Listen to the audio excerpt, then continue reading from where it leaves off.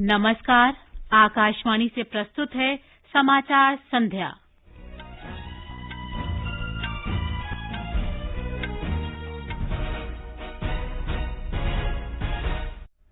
प्रधानमंत्री ने सामाजिक सशक्तिकरण के लिए उत्तरदायी आर्टिफिशियल इंटेलिजेंस बैठक को संबोधित किया। उन्होंने कहा, केंद्र सरकार भारत को विश्व में आर्टिफिशियल इंटेलिजेंस का केंद्र बनाना चाहती है। सरकार ने रक्षा कर्मियों के लिए बढ़ी हुई पारिवारिक पेंशन की न्यूनतम सेवा की अनिवार्यता समाप्त की। भारत ने supersonic missile assisted release of torpedo smart का सफल परीक्षण किया। अमेरिका के हार्वे जे ऑल्टर और चार्ल्स एम राइस तथा ब्रिटेन के माइकल हॉटन को चिकित्सा क्षेत्र का नोबेल पुरस्कार हेपेटाइटिस सी वायरस की खोज के लिए दिया जाएगा। और आईपीएल क्रिकेट में रॉयल चैलेंजर्स बेंगलुरु का मुकाबला दिल्ली कैपिटल से।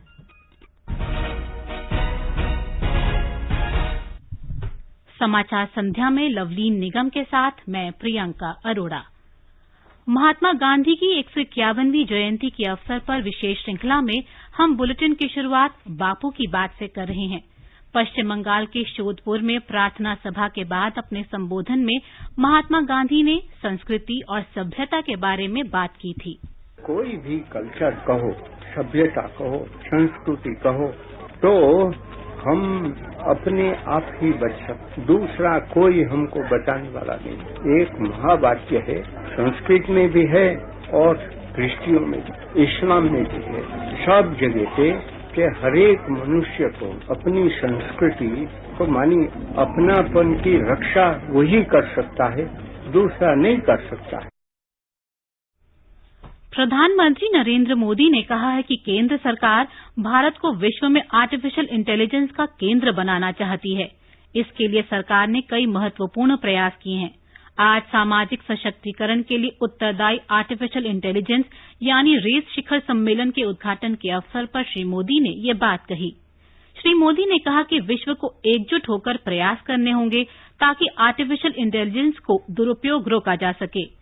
प्रधानमंत्री ने कहा कि सरकार ने तकनीक के जरिए कनेक्टिविटी बढ़ाई है, जिससे प्रशासन के हर क्षेत्र में पारदर्शिता बढ़ी है।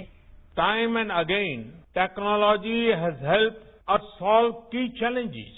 आई am sure this merger between social responsibility and AI will enrich AI with human touch. Artificial intelligence is a tribute to human intellectual power. The power to think enables humans to make tools and technologies. Today, these tools and technologies have also acquired the power to learn and think. In this, one key emerging technology is AI. The teamwork of AI with humans can do wonders for our planet. Shri Modi ने कहा कि सरकार चाहती है कि देश के प्रत्येक गांव में इंटरनेट सुविधा हो। प्रधानमंत्री ने कहा कि हमें ऐसे सरल तरीके खोजने होंगे जिससे दिव्यांगजनों का जीवन आसान बन सके। रक्षा कर्मियों को बड़ी राहत देने की घोषणा करते हुए सरकार ने 1 अक्टूबर 2019 से प्रभावी बढ़ी हुई परिवार पेंशन के लिए न्यूनतम सेवा की अनिवार्यता समाप्त कर दी। मौजूदा प्रावधान के तहत रक्षा बलों के कर्मी के निकट संबंधी को बढ़ी हुई दर से साधारण परिवार पेंशन लेने के लिए 7 वर्ष की निरंतर सेवा करना अनिवार्य है। 7 साल की निरंतर सेवा की अनिवार्यता समाप्त करने की अवधि 1 अक्टूबर 2019 से लागू होगी। इसके अलावा 1 अक्टूबर 2019 से पहले 10 वर्ष के अंदर 7 साल की निरंतर सेवा करने से पहले ही दिवंगत रक्षा कर्मियों के परिवार भी बढ़ी हुई दरों से परिवार पेंशन के पात्र होंगे। बढ़ी हुई दर से परिवार पेंशन की गणना अंतिम परिलब्धियों के 50% की दर पर की जाती है, जबकि सामान्य रूप से इसकी गणना अंतिम वेतन के 30% पर की जाती है। भारत ने supersonic missile assisted release of torpedo smart का ओडिशा तट पर व्हीलर द्वीप से सफल परीक्षण किया है। ये एक ऐसा सिस्टम है जिसमें टॉर्पीडो के साथ मिसाइल भी होती है। रक्षा अनुसंधान और विकास संगठन डीआरडीओ ने बताया है कि मिसाइल के सभी उद्देश्य हासिल कर लिए गए हैं। परीक्षण के दौरान मिसाइल लक्षित दूरी और ऊंचाई तक गई तथा अन्य सभी लक्ष्यों पर पूरी तरह से खरी उतरी। ये एक तरह की सुपरसोनिक एंटी-शिप मिसाइल है। इसके साथ कम वजन का टॉर्पीडो लगा है जो पेलोड की तरह कार्य करता है। दोनों मिलकर इसे सुपरसोनिक एंटी सबमरीन मिसाइल बना देते हैं। इस परीक्षण से पनडुब्बी रोधी युद्ध क्षमता का प्रदर्शन किया गया। डीआरडीओ की DRDL, RCI Hyderabad, ADRDE Agra और एनएसटीएल विशाखापट्टनम सहित विभिन्न प्रयोगशालाओं में स्मार्ट मिसाइल के लिए अपेक्षित तकनीक विकसित की गई है। रक्षा मंत्री राजनाथ सिंह ने इस महत्वपूर्ण उपलब्धि के लिए वैज्ञानिकों और अन्य संबंधित पक्षों को बधाई दी है। रक्षा और विकास विभाग के सचिव तथा डीआरडीओ के अध्यक्ष डॉक्टर जी सतीश रेड्डी ने कहा है कि पनडुब्बी रोधी युद्ध क्षमता के प्रदर्शन में स्मार्ट मिसाइल निर्णायक प्रौद्योगिकी है। लद्दाख में किसी भी आकस्मिक स्थिति से निपटने के लिए भारतीय वायुसेना की तैनाती दृढ़ता से की गई है। वायुसेना प्रमुख air chief marshal RKS Bhadauria ने आज नई दिल्ली में कहा कि लद्दाख के सभी क्षेत्रों में वायुसेना की उचित तैनाती की जा चुकी है। उन्होंने कहा कि वायुसेना में राफाल को शामिल करने से मारक क्षमता में काफी बढ़ोतरी हुई है। Our airlift capability was also brought into focus as we supported the Indian Army in rapid mobilization of troops and equipment to the operation area at a pace which our adversary didn't expect. The integration of Rafales brings in a platform armed with weapons, sensors and technologies that is way ahead and would give us an operational and technological edge in this area. चीन के साथ सीमा गतिरोध को देखते हुए वायुसेना प्रमुख ने कहा कि प्रतिद्वंद्वी को कम करके आंकने का सवाल ही नहीं उठता। उन्होंने कहा कि भारतीय वायुसेना की क्षमताओं ने हमेशा विरोधियों को हैरान किया है। केंद्र शासित प्रदेश जम्मू कश्मीर में पुलवामा जिले के पंपोर में किंडजाल इलाके में सीआरपीएफ के गश्ती दल पर आतंकवादियों के हमले में 2 जवान शहीद हो गए और 3 अन्य घायल हुए हैं। सूत्रों ने बताया कि केंद्रीय रिजर्व पुलिस बल की 110वीं बटालियन के दल पर आतंकवादी हमला हुआ। इसमें 5 जवान घायल हुए और उन्हें इलाज के लिए 92 बेस अस्पताल पहुंचाया गया, जिनमें से गंभीर रूप से घायल 2 जवानों ने दम तोड़ दिया। हमले के तुरंत बाद इलाके में यातायात रोक दिया गया और आतंकवादियों को पकड़ने के लिए बड़े पैमाने पर तलाश अभियान शुरू किया गया। जीएसटी राजस्व के विभिन्न मुद्दों पर चर्चा के लिए जीएसटी परिषद की 42वीं बैठक नई दिल्ली में हो रही है। वित्त मंत्री निर्मला सीतारामन वीडियो कॉन्फ्रेंस के जरिए बैठक की अध्यक्षता कर रही हैं। जीएसटी परिषद की पिछली बैठक में केंद्र ने राज्यों को मौजूदा वित्त वर्ष में जीएसटी राजस्व घाटे की भरपाई के लिए उधार लेने के 2 विकल्प दिए थे। इनके अनुरूप राज्य या तो रिजर्व बैंक से विशेष व्यवस्था के तहत 97,000 करोड़ रुपए का ऋण ले सकते हैं या फिर बाजार से 2,35,000 करोड़ रुपए उधार ले सकते हैं। वित्त मंत्रालय के सूत्रों ने बताया है कि 21 राज्यों ने जीएसटी राजस्व घाटे की भरपाई के लिए रिजर्व बैंक से 97,000 करोड़ रुपए उधार लेने का विकल्प चुना है। आवासन और शहरी कार्य मंत्रालय ने अपने ई वाणिज्य प्लेटफॉर्म पर ऑनबोर्ड स्ट्रीट फूड वेंडर्स के लिए स्विगी के साथ समझौते पर हस्ताक्षर किए हैं। इस समझौते का उद्देश्य स्ट्रीट फूड वेंडर्स को हजारों उपभोक्ताओं तक ऑनलाइन पहुंच बनाने और अपना कारोबार बढ़ाने की सुविधा देना है। इससे प्रधानमंत्री street vendors Atmanirbhar Nidhi PM Svanidhi scheme को बढ़ावा दिया जा सकेगा। आवासन और शहरी कार्य मंत्रालय तथा स्विगी अहमदाबाद, चेन्नई, दिल्ली, इंदौर और वाराणसी में ऑनबोर्ड 250 वेंडरों के जरिए प्रायोगिक कार्यक्रम चलाएंगे। पैन कार्ड की मदद से एफएसएसएआई के साथ पंजीकृत स्ट्रीट वेंडर्स को प्रौद्योगिकी के बारे में प्रशिक्षण दिया जाएगा। खाने पीने की चीजों की सूची को डिजिटल रूप देने और साफ सफाई तथा पैकेजिंग की उत्कृष्ट प्रक्रियाओं के जरिए भी उनकी मदद की जाएगी। प्रायोगिक कार्यक्रम के सफलतापूर्वक पूरे होने पर शहरी कार्य मंत्रालय और स्विगी देश भर में इस पहल का विस्तार करेंगे। अपने तरह के इस पहले प्रयास के तहत शहरी कार्य मंत्रालय ने आवश्यक औपचारिकताएं पूरी करने के लिए नगर निगमों, एफएसएसएआई, स्विगी और जीएसटी अधिकारियों सहित प्रमुख पक्षों के साथ समन्वय किया है। केंद्रीय अल्पसंख्यक कार्य मंत्री मुख्तार अब्बास नकवी ने आज कहा कि कृषि सुधार कानून देश के करोड़ों किसानों के जीवन में प्रसन्नता और समृद्धि की गारंटी हैं। इन कानूनों से किसानों को बिचौलियों से आजादी मिलेगी और ये आर्थिक रूप से सशक्त होंगे। उत्तर प्रदेश में मुरादाबाद जिले के लोधीपुर गांव में किसान चौपाल के दौरान उन्होंने किसानों से ये बात कही। श्री नकवी ने कहा कि किसानों की आय दोगुनी करने की सरकार की प्रतिबद्धता से बिचौलियों और दलालों की चिंता बढ़ गई है। श्री नकवी ने कहा कि कृषि आधारित भारत किसान कल्याण केंद्रित राष्ट्र के पथ पर बढ़ गया है। जहां किसानों को उनकी कड़ी मेहनत के लिए सम्मान मिल रहा है और अपनी उपज के अच्छे दाम मिल रहे हैं। श्री नकवी ने कहा कि सरकार किसानों की समृद्धि के लिए प्रतिबद्ध है। किसान उपज व्यापार और वाणिज्य संवर्धन और सुविधा अधिनियम, किसान सशक्तिकरण और सुरक्षा करार संबंधी मूल्य आश्वासन और कृषि सेवाएं अधिनियम तथा आवश्यक वस्तु संशोधन अधिनियम से किसानों को अपनी उपज बेचने और लाभ बढ़ाने के नए अवसर मिलेंगे। इससे कृषि क्षेत्र को आधुनिक प्रौद्योगिकी मिलेगी और किसान सशक्त बनेंगे। उन्होंने कहा कि न्यूनतम समर्थन मूल्य और सरकारी खरीद पहले की तरह जारी रहेंगी। किसानों को कानूनी प्रतिबंधों से छुटकारा मिलेगा और उन्हें केवल मंडियों में लाइसेंस धारक व्यापारियों को ही उपज बेचने की मजबूरी नहीं होगी। किसानों को सरकारी मंडियों के कर से भी छुटकारा मिलेगा। उन्हें 3 दिन के अंदर उपज का भुगतान मिल जाएगा और एक राष्ट्र एक बाजार का सपना सच होगा। गृह राज्य मंत्री जी किशन रेड्डी ने कहा है कि नए कृषि कानूनों से किसानों की आय बढ़ाने में मदद मिलेगी। हैदराबाद में संवाददाताओं से उन्होंने कहा कि विपक्षी दल अनावश्यक रूप से इन कानूनों के खिलाफ झूठा प्रचार कर रहे हैं। उन्होंने कहा कि असली किसान इन कानूनों का विरोध नहीं कर रहा है। उन्होंने किसानों को आश्वासन दिया कि नए कानूनों से किसानों के लिए अपनी उपज का न्यूनतम समर्थन मूल्य तथा उनकी अपेक्षा के अनुरूप मूल्य और कृषि ऋण सुनिश्चित हो सकेंगे।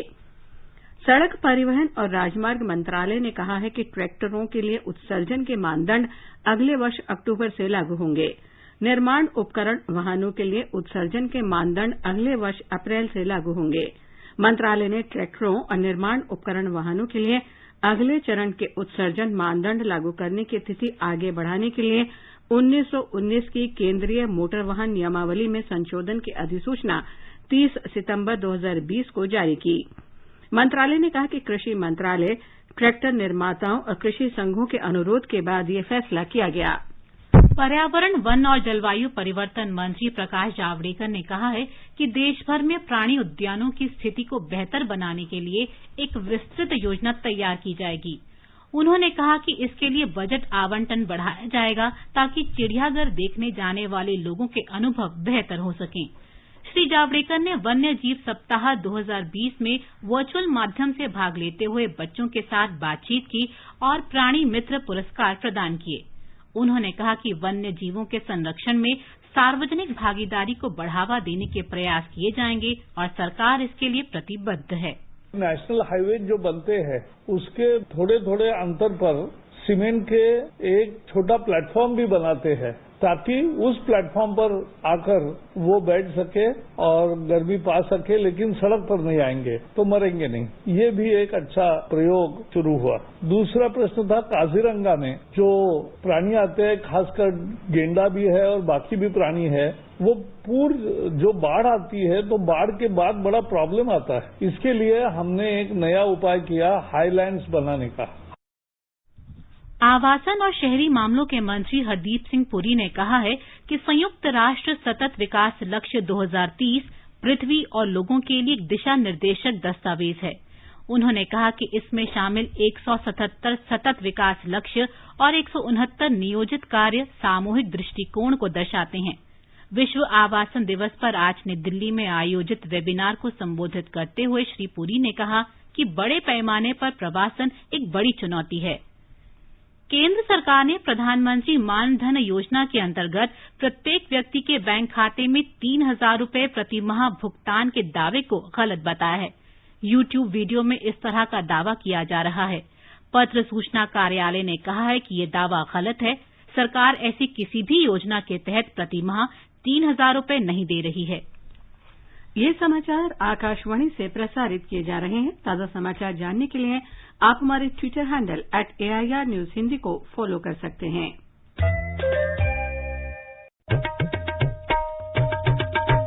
News Services Division of All India Radio brings to you program Employment News in association with the Publications Division, Ministry of Information and Broadcasting. An effective platform for information on job vacancies, training programs, admission notices, results and career advice with experts. Every day at 4:20 p.m. on FM Gold and other frequencies and on our YouTube channel AIR News Official.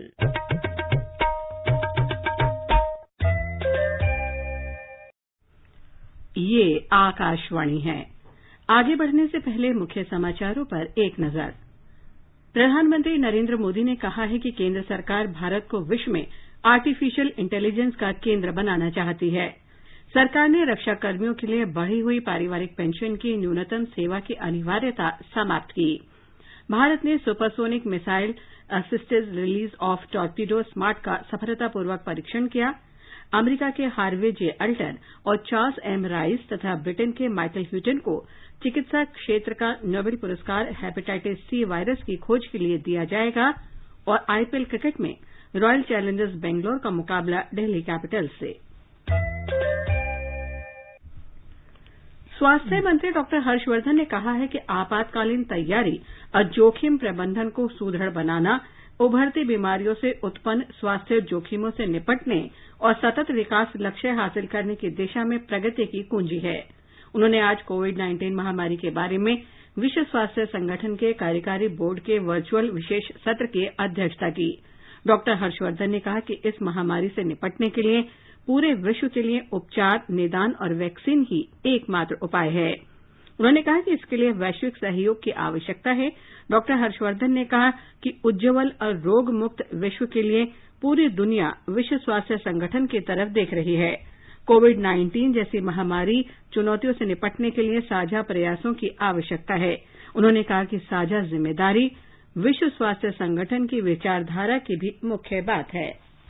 सरकार ने कहा है कि देश में Covid से स्वस्थ होने वालों की दर 84.34% हो गई है। पिछले 24 घंटे के दौरान 76,000 से अधिक रोगी ठीक हुए हैं। स्वास्थ्य मंत्रालय ने बताया है कि स्वस्थ होने वालों की कुल संख्या 55,86,000 से अधिक हो गई है। स्वस्थ होने वालों की संख्या लगातार बढ़ने से वर्तमान में संक्रमित लोगों की दर कुल संक्रमित मामलों का केवल 14.11% रह गई है। इस समय देश में 9,34,000 रोगियों का उपचार चल रहा है। पिछले 24 घंटे के दौरान 74,442 लोगों में कोरोना संक्रमण की पुष्टि होने से कुल संक्रमित लोगों की संख्या 66,23,000 से अधिक हो गई है। मंत्रालय ने बताया है कि केंद्र सरकार की कार्यनीति के प्रभावी कार्यान्वयन और टेस्ट, ट्रैक, ट्रीट में वृद्धि से स्वस्थ होने वालों की संख्या बढ़ी है और मृत्यु दर में कमी आई है। वर्तमान में इस संक्रमण से मरने वालों की दर 1.55% है, जो कि विश्व में सबसे कम है। वर्तमान में मरने वालों की संख्या कम हुई है। पिछले 24 घंटे के दौरान 903 लोगों की मौत से मृतकों की संख्या 1,02,685 हो गई है। भारतीय आयुर्विज्ञान अनुसंधान परिषद के अनुसार विश्व स्वास्थ्य संगठन के परामर्श के अनुरूप प्रतिदिन नमूनों की जांच में वृद्धि हुई है। इसे प्रति 10 लाख की आबादी पर 140 से बढ़ाकर लगभग 6 गुना कर दिया गया है। स्वास्थ्य मंत्रालय ने बताया है कि जांच के मामले में कई राज्यों और केंद्र शासित प्रदेशों ने राष्ट्रीय औसत से बेहतर प्रदर्शन किया है। पिछले 24 घंटे के दौरान 9,89,000 से अधिक नमूनों की जांच की गई है। अब तक लगभग 8 करोड़ नमूनों की जांच की जा चुकी है। उत्तर रेलवे के शकरबस्ती स्थित कोविड केयर सेंटर में अब तक कुल 649 मरीज भर्ती किए गए, जिसमें से 616 मरीजों को डिस्चार्ज अथवा शिफ्ट किया गया, जबकि 33 मरीजों का इलाज चल रहा है। कोरोना संक्रमण को देखते हुए दिल्ली सरकार की मांग पर उत्तर रेलवे ने मरीजों के लिए कोविड केयर सेंटर वाले 503 आइसोलेशन कोच उपलब्ध कराए हैं। ये आइसोलेशन कोच 9 अलग अलग रेलवे स्टेशनों पर बनाए गए हैं। उत्तर और उत्तर मध्य रेलवे के महाप्रबंधक राजीव चौधरी ने बताया कि 8,000 से ज्यादा बिस्तरों की सुविधा वाले इन डिब्बों के रखरखाव के लिए इन स्टेशनों पर सभी बुनियादी सुविधाएं उपलब्ध हैं। साथ ही एम्बुलेंस के सुगम आवागमन के लिए सड़क मार्ग भी उपलब्ध हैं। उन्होंने बताया कि आइसोलेशन कोच सेंटर में रोगियों को स्वास्थ्यकर तथा गुणवत्ता वाला खाना दिया जा रहा है। केरल में कोविड के मामले लगातार बढ़ रहे हैं। आज 5,042 लोगों में संक्रमण की पुष्टि हुई। इस दौरान 23 रोगियों की मौत होने से राज्य में मरने वालों की संख्या बढ़कर 859 हो गई है। पिछले 24 घंटे के दौरान 4,640 मरीज ठीक हुए। केरल में कोविड के कुल 84,873 मामले हैं। तमिलनाडु के मुख्यमंत्री एडापडी के पलनीसामी ने आज राजभवन में राज्यपाल बनवारी लाल पुरोहित से मुलाकात की। उन्होंने राज्यपाल को कोविड महामारी से उत्पन्न स्थिति और रोकथाम के लिए किए गए उपायों के बारे में जानकारी दी। महाराष्ट्र में लगभग 6.5 महीने बाद आज से होटल, रेस्टोरेंट और बार फिर से खुलने से होटल और रेस्टोरेंट मालिकों ने राहत की सांस ली है। रेस्टोरेंट और अन्य भोजनालयों के लिए महाराष्ट्र सरकार द्वारा जारी कोविड-19 मानक संचालन प्रक्रिया के अनुसार ये अनुमति दी गई है। कोविड-19 पर आकाशवाणी से बातचीत में लेडी हार्डिंग मेडिकल कॉलेज नई दिल्ली के मेडिसिन विभाग में प्रोफेसर डॉक्टर अनुपम प्रकाश ने संक्रमण से बचाव में रोग प्रतिरोधक क्षमता को आवश्यक बताया। उन्होंने लोगों को यह क्षमता बढ़ाने के लिए उचित आहार लेने की सलाह दी। इम्यूनिटी बढ़ाने के लिए एक अपना तनाव कम रखें, पौष्टिक आहार लें, रोज जो है एक फल जरूर करें और खीरा ककड़ी जैसे जो फल होते हैं, जो सैलेड जो है वो जरूर बढ़ाएं। इनमें मिनरल्स, एंटीऑक्सीडेंट्स बहुत ज्यादा होते हैं, यही आपको मदद करेंगे और ये जो है प्राकृतिक भी है। खाना अपना पूरा रखेंगे तो हमें कभी कोई दिक्कत नहीं होगी। आकाशवाणी का समाचार सेवा प्रभाग आज अपने फोन इन कार्यक्रम में कोविड-19 पर विशेष परिचर्चा प्रसारित करेगा। नई दिल्ली के सफदरजंग अस्पताल के चिकित्सा अधीक्षक बलविंदर सिंह चर्चा में भाग लेंगे। श्रोता हमारे टोल फ्री नंबर 1800-11-5767 पर फोन करके विशेषज्ञ से सीधे सवाल पूछ सकते हैं। लैंडलाइन नंबर 011-2331-4444 पर भी सवाल पूछे जा सकते हैं। हमारे Twitter handle @AIR News Alerts पर #AskAIR के जरिए भी सवाल पूछे जा सकते हैं। ये कार्यक्रम आज रात 9:30 बजे से FM गोल्ड और अतिरिक्त मीटरों पर सुना जा सकता है। ये समाचार हमारी वेबसाइट newsonair.com/hindi और हमारे mobile app news on AIR पर भी उपलब्ध हैं। चिकित्सा के क्षेत्र में नोबेल पुरस्कार की घोषणा कर दी गई है। ये पुरस्कार हेपेटाइटिस सी वायरस की खोज के लिए अमेरिका के हार्वे जे ऑल्टर और चार्ल्स एम राइस तथा ब्रिटेन के माइकल होल्टन को दिया जाएगा। विश्व स्वास्थ्य संगठन के अनुसार दुनिया भर में 7 करोड़ से अधिक हेपेटाइटिस रोगी हैं, जिनमें से हर वर्ष 4 लाख लोगों की जान जाती है। नोबेल समिति के प्रमुख थॉमस पर्लमैन ने स्टॉकहोम में पुरस्कार विजेताओं के नाम की घोषणा की। इस प्रतिष्ठित पुरस्कार में स्वर्ण पदक और $11,18,000 से अधिक की राशि दी जाती है। नोवेल कोरोना वायरस के संक्रमण के कारण महामारी के मद्देनजर इस वर्ष चिकित्सा क्षेत्र में इस पुरस्कार का विशेष महत्व है। इससे चिकित्सा के क्षेत्र में अनुसंधान के महत्व का पता चलता है। नोबेल पुरस्कार चिकित्सा, भौतिकी, रसायन विज्ञान, साहित्य, शांति और अर्थशास्त्र के क्षेत्र में दिए जाते हैं। अन्य पुरस्कारों के विजेताओं के नामों की घोषणा 12 अक्टूबर तक कर दी जाएगी। भारत और इजरायल आज प्रौद्योगिकी सहयोग तथा जांच पर बल देने के साथ नोवेल कोरोना वायरस से लड़ाई में आपसी सहयोग जारी रखने और बढ़ाने पर सहमत हुए। प्रधानमंत्री नरेंद्र मोदी ने आज इजरायल के प्रधानमंत्री बेन्यामिन नेतन्याहू के साथ बात की। दोनों नेता सौर ऊर्जा के क्षेत्र में नवाचार के बारे में डिजिटल कॉन्फ्रेंस आयोजित करने पर भी सहमत हुए। इससे ज्यादा किफायती समाधान हासिल होंगे, जिससे दोनों देशों की अर्थव्यवस्था और समूचे विश्व को लाभ होगा। मुख्य निर्वाचन आयुक्त सुनील अरोड़ा ने कहा है कि बिहार में स्वतंत्र, निष्पक्ष, सुरक्षित तथा सहभागितापूर्ण चुनाव कराना प्राथमिकता है। श्री अरोड़ा ने बिहार विधानसभा चुनाव और अन्य राज्यों में उपचुनावों के लिए तैनात होने वाले पर्यवेक्षकों के साथ निर्वाचन आयोग की बैठक में ये बात कही। श्री अरोड़ा ने पर्यवेक्षकों को विश्व भर में चुनाव कार्यक्रमों पर कोविड-19 के प्रभाव के बारे में जानकारी दी। उन्होंने कहा कि बिहार में चुनाव कराने का फैसला लेने से पहले आयोग ने विस्तृत विचार विमर्श और स्थिति का आकलन किया। उन्होंने इस चुनाव में अतिरिक्त सावधानी बरतने पर जोर दिया, क्योंकि महामारी के बीच होने वाले विश्व के सबसे बड़े चुनाव पर विश्व समुदाय की पैनी नजर रहेगी। मुख्य निर्वाचन आयुक्त ने बताया कि मतदाताओं में विश्वास जगाने के लिए सभी प्रयास करने होंगे, ताकि मतदाता सुरक्षित और स्वतंत्र रूप से वोट डालने के लिए मतदान केंद्र आएं। बैठक के दौरान निर्वाचन आयुक्त सुशील चंद्र ने बताया कि आयोग ने 2 विशेष व्यय पर्यवेक्षक पहले ही नियुक्त कर दिए हैं।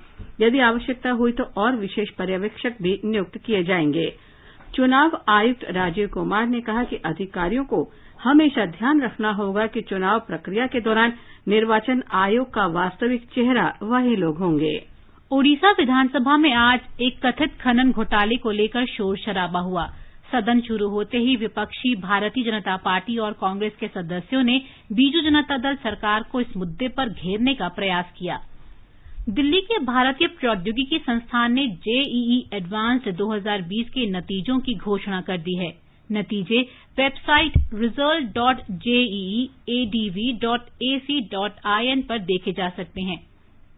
राजधानी दिल्ली में सर्दियों के दौरान वायु प्रदूषण की विकट समस्या से निपटने के लिए मुख्यमंत्री अरविंद केजरीवाल ने युद्ध प्रदूषण के विरुद्ध नाम से एक महाअभियान की शुरुआत की है। आज एक प्रेस वार्ता में श्री केजरीवाल ने कहा कि कोविड महामारी के इस दौर में अगर वायु प्रदूषण होता है तो उसके पहले से ज्यादा गंभीर होने की संभावना है। आईपीएल क्रिकेट में दुबई में रॉयल चैलेंजर्स बेंगलोर का मुकाबला दिल्ली कैपिटल्स से जारी है। रॉयल चैलेंजर्स बेंगलोर की टीम ने टॉस जीतकर पहले गेंदबाजी करने का फैसला किया है। ताजा समाचार मिलने तक दिल्ली कैपिटल्स ने 10 ओवर में 2 विकेट पर 85 रन बना लिए हैं। दोनों ही टीमों ने 4 में से 3 मैच जीते हैं, जबकि एक में उन्हें हार का सामना करना पड़ा। दोनों ही टीमों के 6-6 अंक हैं और जो टीम ये मैच जीतेगी वो अंक तालिका में शीर्ष पर पहुंच जाएगी। फ्रेंच ओपन टेनिस टूर्नामेंट के चौथे दौर के मुकाबले में आज शाम रूस के आंद्रे रूबलेव ने हंगरी के मार्टिन फुक्सोविक्स को हराकर क्वार्टर फाइनल में जगह बना ली। आज के अन्य मैच में ग्रीस के स्टेफानोस सित्सिपास ने बुल्गारिया के ग्रेगोर दिमित्रोव को हरा दिया है। विश्व के नंबर 1 खिलाड़ी सर्बिया के नोवाक जोकोविच और रूस के कारेन खचानोव के बीच मुकाबला जारी है। और अब आर्थिक जगत की खबरों के साथ विशाल शर्मा।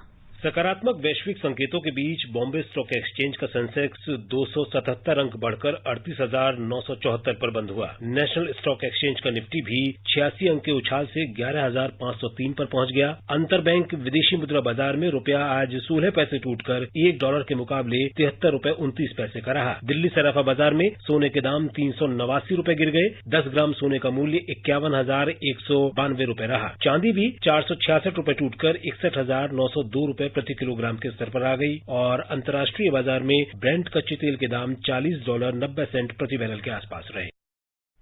जीएसटी परिषद ने राजस्व की कमी की पूर्ति के लिए 5 वर्ष की रूपांतरण अवधि से परे क्षतिपूर्ति उपकर लागू करने की अवधि जून 2020 से आगे बढ़ाने की सिफारिश की है। परिषद ने 2020-21 के दौरान राजस्व के नुकसान के हर्जाने के रूप में केंद्र से राज्यों को 20,000 करोड़ रुपए जारी करने की सिफारिश की है। 2017-18 के आईजीएसटी के लिए करीब 25,000 करोड़ रुपए की राशि जारी करने की सिफारिश की गई है। और अब एक नजर कल के मौसम के पूर्वानुमान पर। राष्ट्रीय राजधानी दिल्ली में आमतौर पर आसमान साफ रहेगा। न्यूनतम तापमान 18 और अधिकतम 35 डिग्री सेल्सियस के आसपास रहने का अनुमान है। मुंबई में हल्की बारिश हो सकती है। न्यूनतम तापमान 26 और अधिकतम 31 डिग्री सेल्सियस के आसपास बना रहेगा। चेन्नई में तापमान 27 और 35 डिग्री सेल्सियस के बीच रहने के आसार हैं। कोलकाता में 1 या 2 स्थानों पर गरज के साथ बरसात हो सकती है। तापमान 27 और 35 डिग्री सेल्सियस के बीच रहने का अनुमान है। गुवाहाटी में आमतौर पर बादल छाए रहेंगे। तापमान 25 और 34 डिग्री सेल्सियस के बीच रहेगा। उत्तर भारत में जम्मू में न्यूनतम तापमान 17 और अधिकतम तापमान 35 डिग्री के आसपास रहने की संभावना है। शहर में आमतौर पर आसमान साफ रहेगा। श्रीनगर में तापमान 6 से 27 डिग्री सेल्सियस के बीच रहने के आसार हैं। शहर में आसमान साफ रहेगा। लद्दाख में भी आसमान साफ रहेगा। तापमान न्यूनतम 2 और अधिकतम 21 डिग्री सेल्सियस रहेगा। गिलगित में दोपहर या शाम को आंशिक रूप से बादल छा सकते हैं। तापमान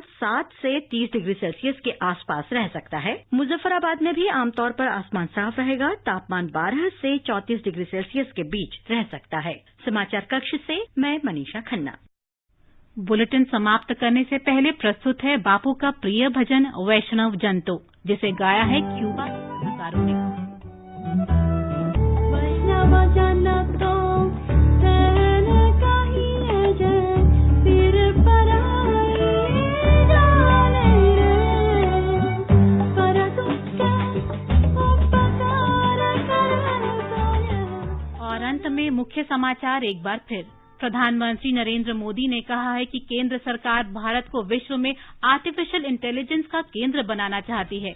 जीएसटी परिषद ने राजस्व हानि के मुआवजे के रूप में केंद्र से राज्यों को 20,000 करोड़ रुपए जारी करने की सिफारिश की है। सरकार ने रक्षा कर्मियों के लिए बढ़ी हुई पारिवारिक पेंशन की न्यूनतम सेवा की अनिवार्यता समाप्त की। भारत ने supersonic missile assisted release of torpedo smart का सफल परीक्षण किया। इसके साथ ही समाचार संध्या का ये अंक समाप्त हुआ। नमस्कार।